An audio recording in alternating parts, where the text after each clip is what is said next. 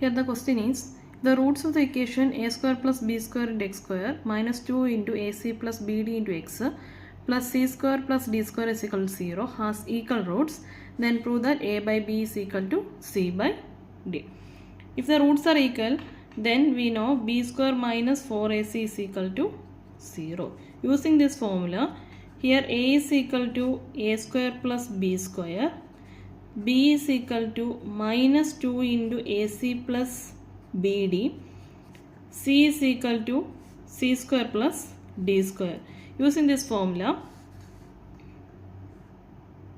then here b time is minus 2 into ac plus bd the whole square minus 4 into ac, that is 4 into a means a square plus b square into c is c square plus d square equal to 0 for equal roots.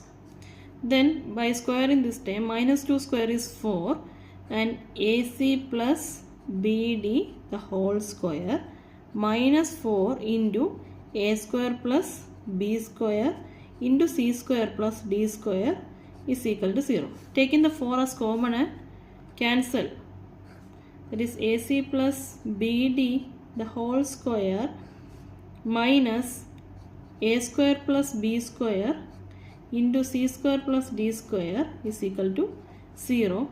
By taking the 4 to the other side, we get ac plus bd the whole square minus a square into c square is a square c square, a square into d square is plus a square d square, plus b square into c square is b square c square, plus b into d square is b square d square is equal to 0. Taking 4 to the other side, 4 becomes 0. Then expanding ac plus bd the whole square by a plus b the whole square expansion, that is a square c square plus 2 into a into b, that is ac into bd plus b square d square. By opening the bracket, these terms are negative, minus a square c square minus a square d square minus b square c square minus b square d square is equal to 0.